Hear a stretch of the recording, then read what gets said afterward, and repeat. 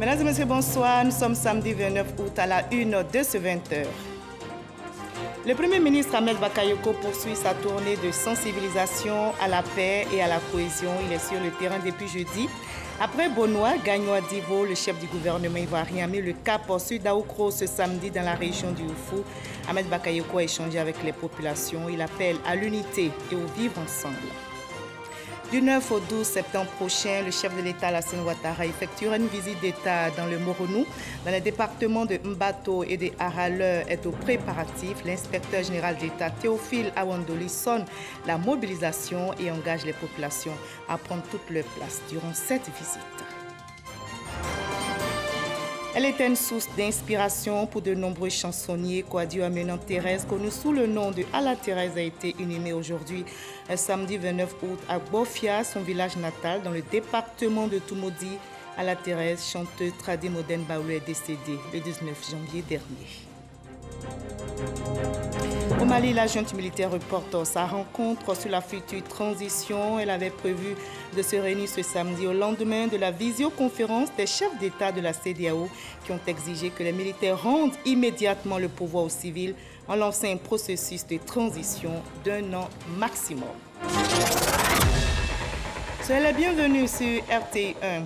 Abidjan sous la pluie, vécu et compté par un photographe, auteur ivoirien, Ananias Lekidago, est notre invité de la page culture de ce samedi. Il vient de publier son 4e livre, Rainy Days Abidjan. C'est un essai photographique de 96 pages et pendant 6 ans, c'est-à-dire de 2012 à 2018, affublé d'un petit chapeau et parapluie, Ananias Lekidago va écumer les quartiers, explorer Abidjan en temps de pluie afin de nous imprégner du chaos et du déluge, des images en noir et blanc qui nous dévoilent la vie de la cité et de ses habitants pour en tirer des leçons. Bonsoir Ananias Lekidago. Bonsoir Marie-Laure. D'abord dites-nous, pourquoi avoir choisi de photographier Abidjan sous les eaux? Il s'agit là d'une métaphore. J'ai dû puiser dans les champs lexicaux de l'eau pour exprimer mes sentiments que je vais vous dévoiler tout à l'heure. Effectivement, vous avez publié dans votre livre 60 photographies en noir et blanc, des photos d'Abidjan sous les eaux que nous décrypterons ensemble dans la page culture. On va se retrouver dans une trentaine de minutes. À tout à l'heure, Ananias Lekidago. Oui. Je le disais dans les titres, le Premier ministre Ahmed Bakayoko poursuit sa tournée de sensibilisation à la paix et à la cohésion. Il est sur le terrain depuis jeudi. Après Bonoa, Gagnoa Divo, le chef du gouvernement ivoirien a mis le cap sur d'Aoukro ce samedi dans la région du Ifou qui a été secouée dernièrement par des affrontements survenus à l'issue des marches de l'opposition. Ahmed Bakayoko a échangé avec les populations et appelé à la paix et au vivre ensemble. On en reparlera tout à l'heure dans cette édition. Le Premier ministre Ahmed Bakayoko a procédé à l'inauguration d'un château d'eau dans le village de Bédiékro, c'est dans le département de Daoukro.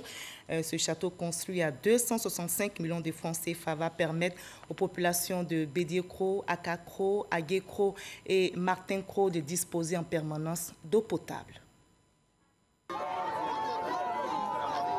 Le Premier ministre, ministre de la Défense Ahmed Bakayoko, en visite de travail dans le Lodge du Bois, accueilli dans la ferveur par les populations de Divo. Une visite qui fait suite aux événements qui ont secoué la ville de Divo le 21 et 22 août dernier, d'où une rencontre avec les élus, cadres, chefs d'IDA, chefs de communauté, guides religieux, victimes et responsables de jeunes pour appeler à la paix, à la retenue et au calme. Tous se sont engagés à œuvrer pour le vivre ensemble. Je voudrais saisir cette tribune pour rassurer nos autres malinqués, allogènes et notre sincère volonté de vivre en harmonie. Nous, jeunes d'IDA, voudrons donc nous engager ce jour à éviter la violence dans la région, surtout à cette période électorale. Nous vivons ici en parfaite harmonie avec nos parents d'IDA. Nous prenons la pleine responsabilité de faire tout pour que ces événements ne se répètent plus jamais à Divo. Nous continuerons la tâche de sensibilisation de toutes les communautés à l'effet de recoudre le tissu social mis à mal et restaurer la confiance et la paix à travers un pacte conventionnel.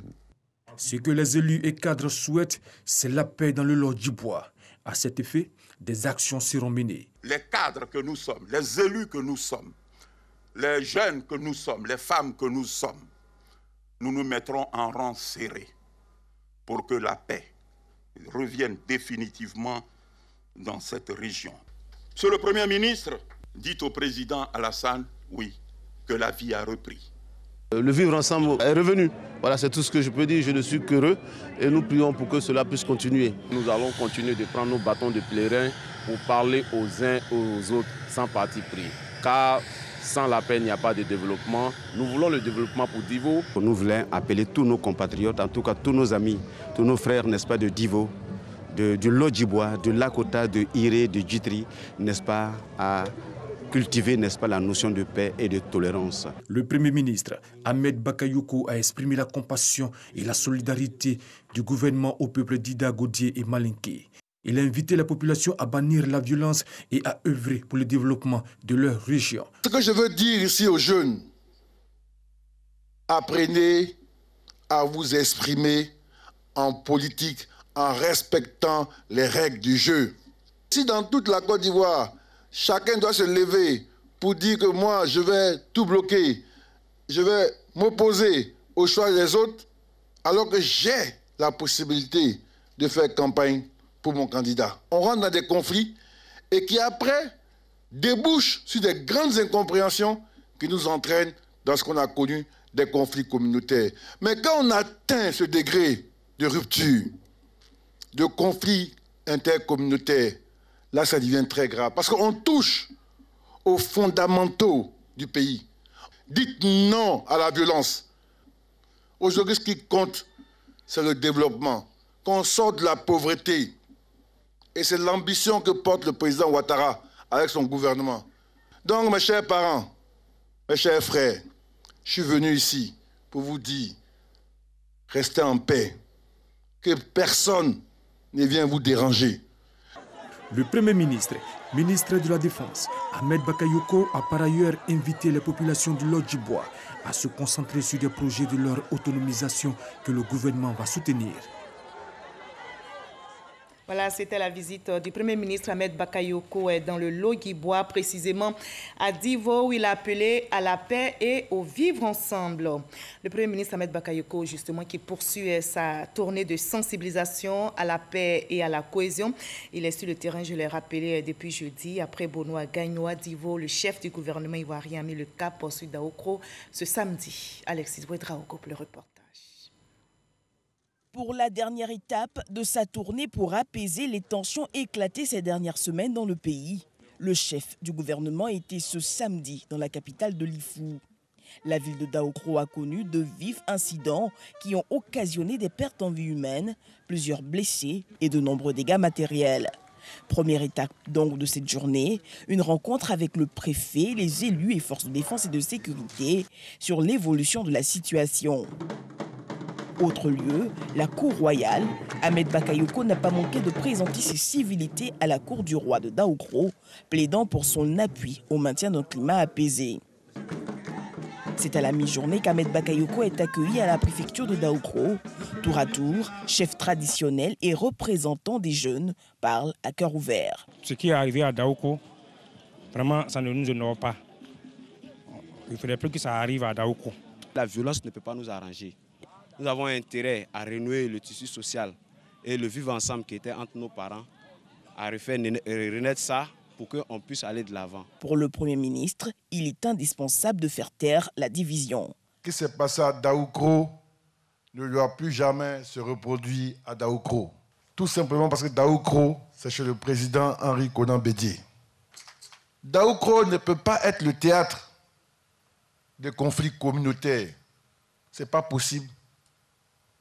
Parce qu'ici à Daoukro, les peuples sont mélangés. Nous nous connaissons tous. Votre député, Olivier Akoto, c'est mon jeune frère, avec qui il y a des liens d'affection très forts. Il est du PDCI, je suis du RHDP.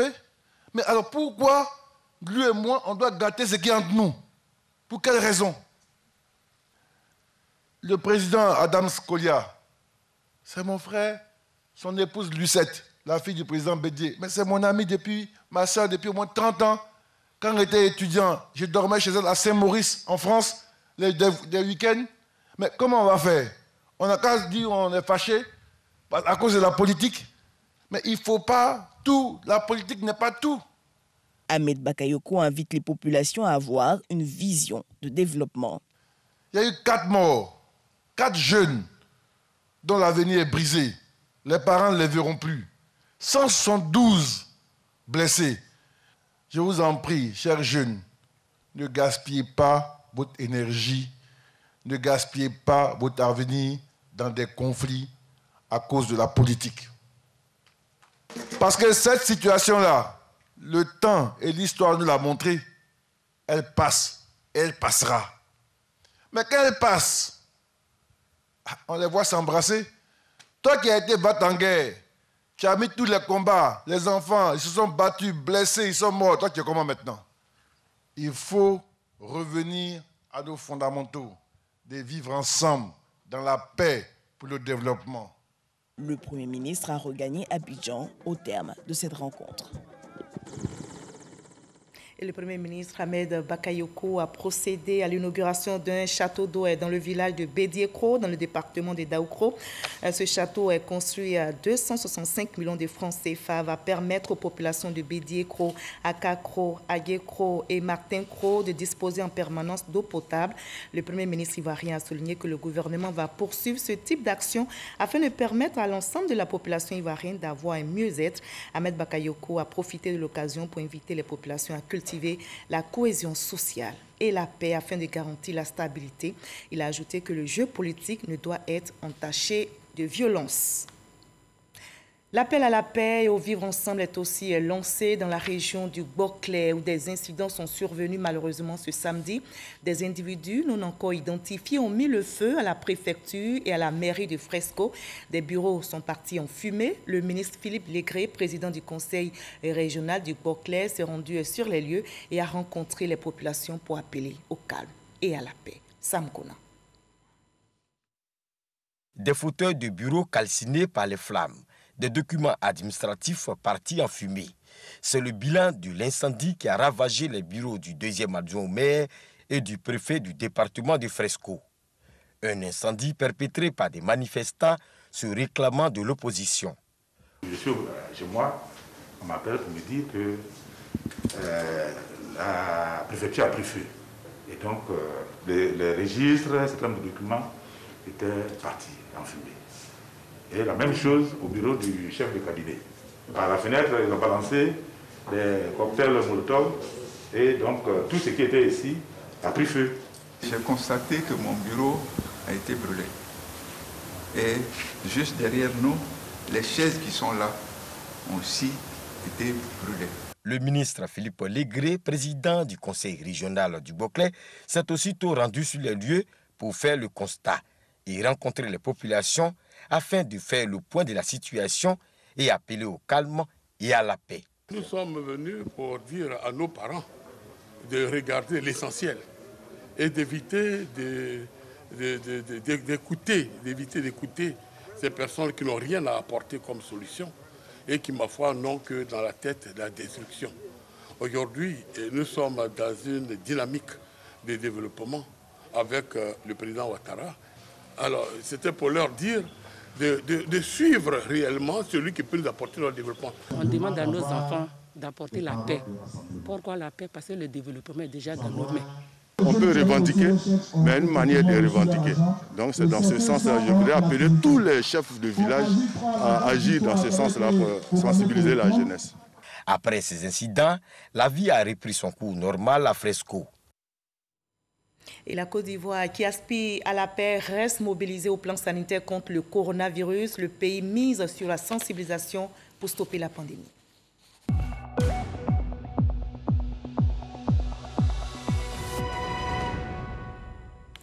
Le coronavirus sévit et menace toujours notre santé. Ce samedi 29 août, on dénombre 96 cas confirmés sur 887 échantillons prélevés, 125 nouvelles guérisons, 0 décès. La Côte d'Ivoire, notre pays, compte à ce jour 1338 cas actifs. Attention donc à ne pas relâcher dans l'observation des gestes barrières. Préservons notre santé et celle des autres en respectant scrupuleusement ces gestes qui sauvent. Le bureau exécutif de l'Union nationale des journalistes de Côte d'Ivoire, UNJCI, vient de lancer la 22e édition des Ebonies, la soirée de distinction des meilleures productions journalistiques pour l'année 2020. La cérémonie se tiendra, notez-le, du 4 au 6 décembre prochain à Yamoussoukro. La ville accueille l'événement pour la 4e fois, nous rapporte Didier Nguessan. Qui succédera à Serge Koléa, Super Ebony 2019? Réponse, le 5 décembre 2020 à Yamoussoukro. Le comité exécutif de l'Union nationale des journalistes de Côte d'Ivoire, UNJCI, lance la 22e édition de la Nuit de la communication. Elle se tiendra autour du thème « Quel journalisme pour une Côte d'Ivoire rassemblée ?» 2 raisons principales ont milité au choix de ce thème. La première vise à mettre l'accent sur la nécessité d'unité et de la confraternité entre nous, les journalistes. Nous demandons aux acteurs politiques de s'abstenir de propos ou d'actes attentatoires à la paix et à l'unité du pays. 2 nouveaux prix sectoriels font leur entrée. L'un consacré à la lutte contre la déforestation et l'autre à la bonne gouvernance en hommage au Premier ministre Amadou Gon Coulibaly. La presse numérique aura également son prix Ebony.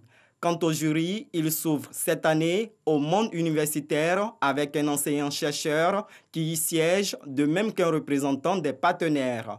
La soirée des Ebony sera précédée la veille de débats, ateliers et conférences sur le thème. De quoi nourrir la réflexion sur le rôle des journalistes dans la cohésion sociale. La Côte d'Ivoire a besoin de professionnels de l'information et de la communication, formés à l'exercice de leur métier et imprégnés de la rigueur du code d'éthique et de déontologie qui régit la profession de journaliste, afin de donner la bonne information et d'aider le citoyen lambda profane à séparer le bon grain de l'ivraie. Nous ne devons jamais perdre de vue la nécessité absolue de préserver la paix, ce précieux trésor que nous avons hérité du président Félix Houphouët-Boigny. Vous êtes des acteurs importants et votre rôle est tout aussi important dans cette période cruciale. La date de dépôt des productions sera précisée lors d'un point presse. Et les journalistes qui trempent leur plume dans l'encre de la paix, les politiques aussi. Notez que du 9 au 12 septembre prochain, le chef de l'État, Alassane Ouattara, prônera la paix dans une visite d'État qu'il effectuera dans le Moronou. Dans les départements de Mbato et de Hara, l'heure est aux préparatifs. L'inspecteur général d'État, Théophile Awandoli, sonne la mobilisation et engage les populations à prendre toute leur place durant cette visite. Alexis Ouedraogo. Durant son séjour dans le Moronou, le chef de l'État Alassane Ouattara fera une escale dans le département de Hara. Les populations entendent faire de cette étape un moment fort de réjouissance. C'est une visite qui profite la région et surtout le département d'Hara. Nous avons donc tout intérêt à nous mobiliser pour lui réserver un accueil exceptionnel. La tribu Ayoua, qui est installée dans le département d'Hara, est un peuple hospitalier, est un peuple accueillant. Et donc nous savons accueillir, nous savons le faire et nous allons le démontrer le 10 septembre 2020 à Hara. Il s'agit d'une visite d'État, ce n'est pas une visite politique. Donc le président nous apporte le développement. Je crois que tous les politiques, les cadres et autres là, doivent s'unir comme un seul homme pour accueillir le président afin que le développement arrive dans notre département. Nous sommes à notre première visite d'État. Donc tout le monde est impliqué, tout le monde est mobilisé afin que la visite ait un succès. Pour l'inspecteur général d'État, c'est un rendez-vous inédit que toute la région doit saisir. Pour la première fois, nous allons avoir une visite d'État, où un chef d'État vient spécialement pour voir nos parents, pour voir les populations du Moronou. Et il vient 4 jours. Ça veut dire que pendant 4 jours, le siège de la République de Côte d'Ivoire, c'est le Moronou. C'est un défi pour nous. Pour que nous puissions, pendant ces 4 jours, montrer que nous sommes dignes de la République. Autre département, Mbato, ici aussi l'appel à la mobilisation est sonné au grand bonheur des populations. On sera soulagé parce que le Moronou est une région vraiment en retard. On va se lever comme un seul homme pour pouvoir recevoir le président de la République. C'est la première fois qu'un chef d'État vient en visite officielle dans le Moronou et en particulier en bateau. Donc c'est une fierté. On a souhaité rencontrer, voir de près, saluer même le président de la République. Et il vient le 11, il sera surpris. L'arrivée du président de la République en bateau va lier un mariage entre le développement et Mbato. Le chef de l'État est attendu dans la région du 9 au 12 septembre prochain. La Côte d'Ivoire se prépare à organiser la présidentielle dans près de 2 mois. La commission électorale indépendante continue de recevoir les candidats. Nous allons voir la commission électorale indépendante a réceptionné le dossier des candidatures du candidat indépendant Marcel Amontano. C'est un soulagement pour l'ex-ministre des Affaires étrangères qu'il a exprimé à notre équipe sur place. Sidonie Davila pour le reportage. Marcel Amontano, ex-ministre des Affaires étrangères, prêt pour la présidentielle 2020. Après avoir sillonné les régions ivoiriennes, le fils du Sud Comoé se réjouit du soutien à lui apporté par les populations. Une adhésion qui lui a permis d'obtenir le parrainage en vue du dépôt de sa candidature. Je voudrais dire un très grand merci à tous les électeurs qui ont accepté de me parrainer.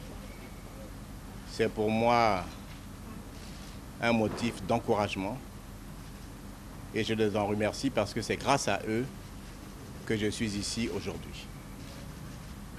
Je voudrais leur dire que nous avions choisi, pour des raisons de stratégie et du poids électoral des régions, de déposer un dossier avec 22 régions sur les 17 requises par la CEI. Dans toutes ces régions, nous avons largement dépassé les 1%, dépassant parfois même 2% dans certaines régions. Donc je m'en félicite. Et je voudrais dire que nous souhaitons que ces élections soient apaisées, inclusives, justes et transparentes, grâce au dialogue, j'espère, qui va s'instaurer entre maintenant et l'élection, pour que les Ivoiriens continuent à bénéficier de ce climat de paix qui règne dans notre pays. Les membres de l'équipe de campagne de Marcel Amontano qui l'accompagnent sont confiants. Nous avons décidé de soutenir le ministre Marcel Amontano parce que nous avons trouvé en lui quelqu'un de charismatique, quelqu'un qui incarne les valeurs que nous voulons que la Côte d'Ivoire ait. C'est l'homme idéal pour nous les femmes qui aspirons à beaucoup de choses. Donc on l'a choisi par conviction. Nous allons nous atteler à aller sur le terrain maintenant, à convaincre. L'ex-ministre des Affaires étrangères veut compétir sous la bannière indépendante pour cette élection présidentielle. Il se nomme Célestin Gueux, il a déposé sa candidature, il a procédé hier vendredi au dépôt de sa candidature. L'enseignant espère être à la hauteur des attentes des populations. Sidonie Davila. Au nombre des personnes qui ont décidé de compétir pour la présidentielle de 2020, Célestin Gueux. Même s'il a réussi à déposer son dossier de candidature ce vendredi à la CEI, il reconnaît que la décision d'être en lice a été prise sur un coup de tête. La raison. Nous n'avions pas l'intention de nous présenter. Mais compte tenu de la situation actuelle, il fallait que nous soyons là pour faire passer ce message. C'est retrouver la paix. Je suis arrivé de Daloa avec des documents dont certains ne répondent pas aux normes qui sont exigées.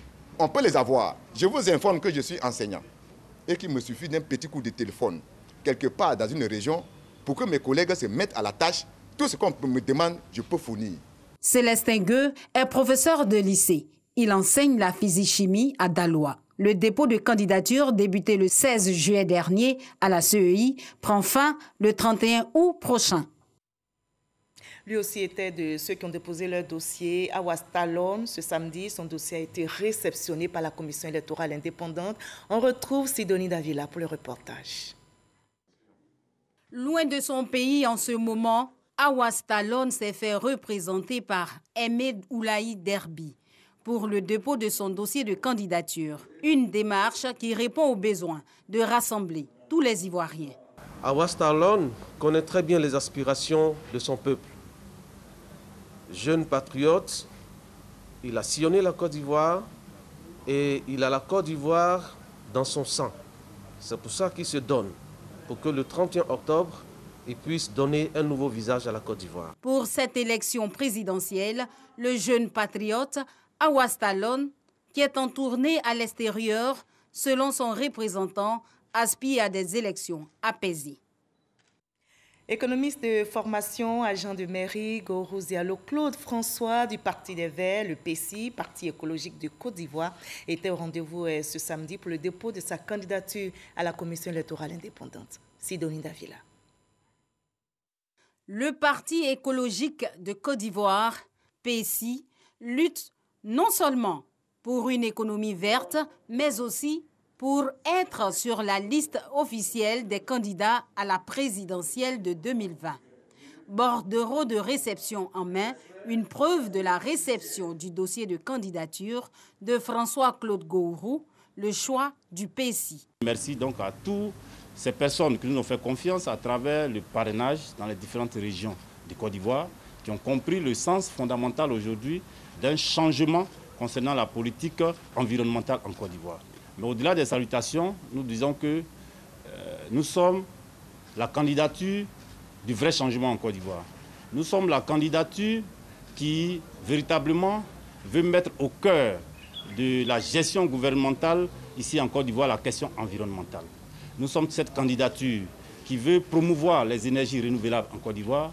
Nous sommes cette candidature qui veut mettre en avant cette réforme qui tient compte de la place de l'homme au centre des différentes décisions qui sont prises. L'attestation des régulations fiscales, des fiches de parrainage en cours, des documents essentiels qui manquent au dossier du Parti des Verts. L'économiste Claude Gourou est certain de les fournir jusqu'au 31 août prochain, date de clôture des dépôts de dossiers de candidature. Un nouveau parti politique vient de se signaler dans la course à la présidentielle dans notre pays. Il s'agit du mouvement pour la Côte d'Ivoire et les Ivoiriens. Ce mouvement a été présenté cette semaine. On en sait plus avec notre reporter Issa Chonayeo. Le mouvement pour la Côte d'Ivoire et les Ivoiriens, ce nouveau parti politique, veut gagner l'élection présidentielle du 31 octobre 2020 pour restaurer l'image culturelle de la Côte d'Ivoire et de l'Afrique. Pour y arriver, il compte sur la qualité de ses membres et surtout de son candidat à la présidentielle, dont le nom sera connu ce dimanche au Palais de la Culture de Treichville. Rien n'est adapté à nos situations et rien n'est adapté à ce que nous vivons. Aujourd'hui, il est important pour nous de définir nos orientations politiques, économiques en fonction de nos réalités actuelles, mais surtout traditionnelles et nos valeurs traditionnelles. Le mouvement pour la Côte d'Ivoire et les Ivoiriens est conscient qu'aucun développement ne peut se faire sans la paix et la cohésion. Pour ce faire, ce parti appelle l'ensemble des Ivoiriens à la retenue et à favoriser de vivre ensemble. À l'étranger, la junte militaire reporte sa réunion sur la future transition. Elle avait cette rencontre ce samedi au lendemain de la visioconférence des chefs d'État de la CEDEAO qui ont exigé que les militaires rendent immédiatement le pouvoir aux civils en lançant un processus de transition d'un an maximum dirigé par un président et un premier ministre civil. Mais pour des raisons d'ordre organisationnel, le Comité national pour le salut du peuple au pouvoir, depuis le 18 août dernier, a reporté cette rencontre de samedi. Et justement, nous sommes samedi, c'est l'heure de parler culture dans ce 20h.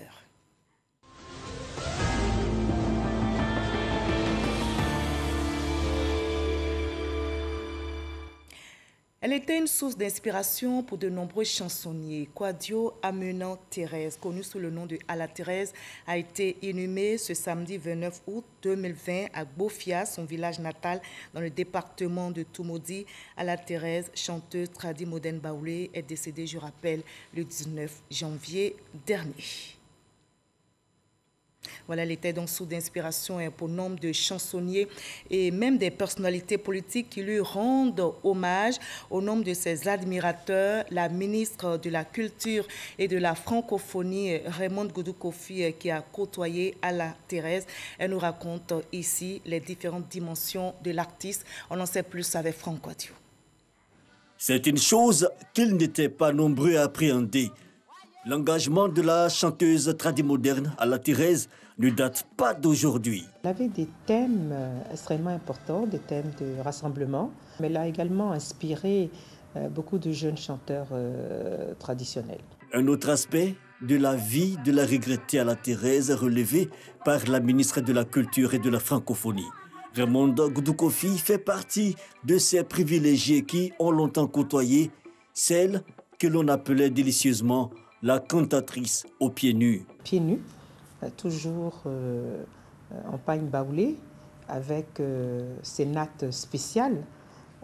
Et c'était ça, Alla Thérèse. Alla Thérèse, une artiste qui traverse époque et tendance, elle aura su sans cesse se réinventer.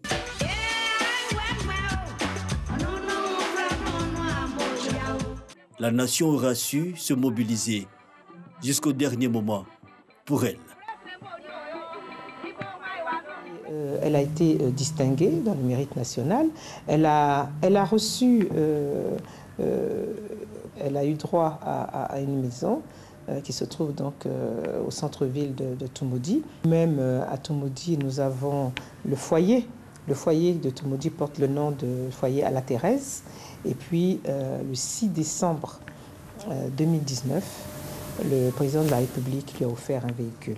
C'était d'ailleurs une des dernières apparitions d'Alla Thérèse. Alla Thérèse et son timbre de voix particulier. L'artiste sera resté dans le cœur et les mémoires. Le défi désormais, selon la tutelle, sera de perpétuer son œuvre pour faire d'Alla Thérèse définitivement une immortelle. Oui, Alla Thérèse demeure une immortelle et reste gravée dans nos cœurs. Ananias Leki, elle a marqué votre enfance, Alla Thérèse. Oui, certainement. Et en plus de ça, en tant que jeune photographe à l'époque, j'ai eu l'occasion de la photographier sur scène. Et Alla Thérèse me fait penser à l'époque du temps du président Houphouët, quand il y avait les grands concerts de la CEDEAO, etc. Ouais, cette image-là m'a marqué. Et il reste une icône. Oui. Alors ce soir, on va évoquer votre essai photographique Rainy Days à Abidjan. Jour de pluie à Abidjan. Ça veut dire, oui, Rainy Days veut dire jour pluvieux ou jour de pluie. Et c'est sur la ville d'Abidjan qui est ma ville. Alors photographier Abidjan, votre ville, votre ville natale, Abidjan, sous les eaux, n'est quand même pas aisé pour un photographe. On imagine que votre appareil pourrait s'abîmer sous ces averses. C'est ça. Alors, comment avez-vous réussi à tout ça? Ça fait partie de... C'est une espèce de performance. Ça s'inscrit dans mon engagement esthétique. Quand je traite un sujet, j'investis mon corps, je prends... Il y a une part de risque que j'affronte. Et dans le cadre, par exemple, de la pluie, j'ai voulu sentir cette vulnérabilité. Quand je vois les gens qui se protègent avec le très peu, avec des protections de fortune, ça m'a fait penser à beaucoup de choses. Et j'ai voulu vivre ça pour traduire beaucoup de choses que je ressentais à l'intérieur de moi. Et je reviens à cette question, pourquoi l'eau? Le sujet de l'eau, pour évoquer ce message. Comme je l'ai dit d'entrée de jeu, il s'agit là d'une métaphore. L'eau, vous savez que quand il pleut sur la ville d'Abidjan, qui est notre ville qu'on aime tous, et il apparaît beaucoup d'imperfections et les inégalités se mettent en place. Et à partir de ce moment-là, la ville d'Abidjan, pour moi... Vous parlez d'inégalités. Il y a ceux qui sont qui sont mieux protégés, mieux lotis, et d'autres qui sont exposés. Et oui, ça crée des inégalités. En plus de ça, le chaos que ça engendre. Dans mon image, moi, Abidjan prenait la forme d'un champ de bataille. Et les quelques personnes que je rencontrais sous la pluie, parce que j'étais pratiquement le seul, quand il pleuvait, aller dans le sens de la pluie, pendant que les autres vont... Vous écumiez tous les quartiers ce que je à toutes les heures, il fallait vous étiez aux aguets pour attendre la pluie. Pendant 6 ans, je m'arrangeais pour être là pendant la saison de pluie. Et une fois qu'il pleut, je ne peux plus tenir. Il fallait que je sorte. Et vous allez nous dire tout à l'heure ce que vous avez pu recueillir en termes d'images, muni de votre appareil, d'une tenue spéciale. Vous avez écumé donc Abidjan en temps de pluie. On va voir le résumé de votre travail avec Franck Quadio. Très bien. Et on en rediscute après. Très bien. Abidjan sous les eaux, aurait-on pu dire à la vue des photos. Mais la démarche de l'artiste va bien au-delà. L'essai photographique d'Ananias Lekidago est une invite à nous interroger, voire nous déterminer sur notre futur. 96 pages composées de 61 photographies en noir et blanc. Une œuvre métaphorique qui se donne pour mission nous faire voir au-delà des images. Le photographe a parcouru la ville, l'appareil à bout de bras et surtout en temps de pluie, puis a laissé s'exprimer ses angoisses et ses prémonitions. Ces scènes de chaos pourraient être celles de notre futur si nous ne désarmons pas aujourd'hui nos cœurs. Le 4e ouvrage à photo d'Ananias Lekidago est porté par le regard critique de l'écrivain Véronique Taillot, qui à travers un entretien avec l'auteur nous permet de soupaiser cette boule d'angoisse proposée par Ananias. Le photographe, depuis 2006, a sillonné de nombreuses capitales africaines pour ressortir les différentes singularités. La ville d'Abidjan, il a décidé de la photographier sous la pluie. Dites-nous clairement, Ananias Lekidago, l'eau, dit-on, est source de vie. Alors, pourquoi l'écrivaine Véronique Taillot, qui a préfacé votre livre, qualifie la pluie de guerrière? Franck Quadio l'a dit également dans son sujet. La pluie est un chaos qui descend sur la ville d'Abidjan. Véronique a saisi le sens de ma pensée quand je l'ai approchée pour bénéficier de sa plume. Elle a eu le temps de regarder mes images. Elle est rentrée, elle est allée dans le sens de mon intention. Et voici, c'est de cette façon qu'elle a pu traduire sa pensée en utilisant cette image qui est très forte, une pluie guerrière. Et vous voyez, il y a une phrase comme ça qui me vient en tête. Et dit, chez nous, les orages sont sans pitié. Au-delà des images. Ils génèrent chaos et confusion. Ça veut dire beaucoup de choses. Justement, c'est poétique. Très poétique. On a tous les deux investi le champ de la poésie. D'accord. Pour dire les choses. Au-delà de l'image chaotique visible, vous avez un message à lancer à travers ces images. Oui, c'est cette vision que je présente, elle est peut-être promonitoire, dans le sens où j'ai peur, j'ai une angoisse. Depuis de 2012 à 2018, que le temps de ce projet, j'ai traîné avec moi une angoisse. Et je ne souhaiterais pas... Parce que c'est 1 an après 2012. Oui, c'est ça. 1 an après la crise post-électorale, vous avez entamé le travail. C'est ça, c'est dans la période post-crise. Et mon souhait, c'est qu'il n'y ait pas un remix de ce que nous avons vécu. Donc, ce travail est une espèce d'avertissement, une espèce de message de paix et une espèce d'apaisement. D'interpellation. Je recherche un apaisement, comme le reportage l'a dit, désarmons nos propos, désarmons nos paroles. L'eau peut être source, n'est pas seulement chaos, mais l'eau est source de purification aussi. Tout à fait. Et j'ai été inspiré par l'histoire de la Genèse. Qui relate le déluge. Dieu s'est servi de l'eau pour châtier.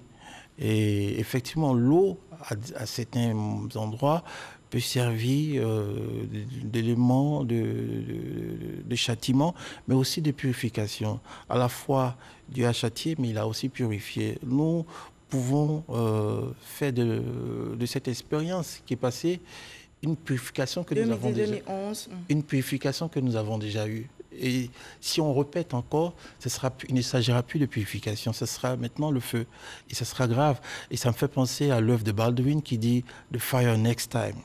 Donc si nous recommençons, ça sera pire que la prochaine fois. Et on espère, nous n'allons pas recommencer. Justement, l'eau va couler, l'eau va purifier, l'eau va nous envoyer la paix, l'apaisement. C'est ce que nous souhaitons tous, oui.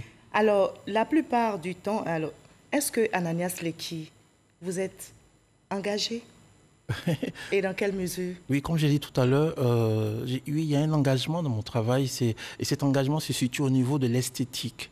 Vous voyez, quand je descends sous la pluie, avec la part de risque que ça comporte, c'est un engagement. Mais il ne s'agit pas d'un travail militant, parce que je ne vais pas sur un champ... Oui, je ne vais pas sur un champ de bataille et revenir avec des images de sang à vous montrer. J'investis plutôt le champ de la poésie avec un langage détourné pour dire des choses assez profondes, je pense profondes. D'accord. Dernière question, les photos d'Ananias sont indépendantes les unes des autres, sans peur du compte du jour. Vous affrontez la lumière. On espère que maintenant vous allez faire des photos lumineuses. J'aime affronter la lumière, j'aime aller contre la lumière parce que... Vous brisez les codes? J'aime briser les codes, j'aime briser les frontières, je m'amuse à dompter la lumière. Merci beaucoup, Ananias. Et je voulais profiter pour dire que ce livre a été édité par les éditions Eburni. Merci, Ananias Lekki Dago. Merci pour votre contribution à la paix. L'eau est source de vie, l'eau est source de purification et l'eau va nous purifier. On attend votre prochain ouvrage. C'est ça. Voilà. Et la prochaine fois, il est clair que je vous retrouverai aussi avec beaucoup plus d'éclat. Soyez encore plus radieuses. Et puis profitons parce que la vie est précieuse pour chacun de nous. Merci beaucoup, Ananias Lekki Dago. Vous avez compris, ce journal est terminé. Je vous souhaite toujours la paix, le bonheur, beaucoup d'amour. On se retrouve demain. À 23h, vous avez rendez-vous avec Herman Guivet. Très belle soirée. Prenez soin de vous.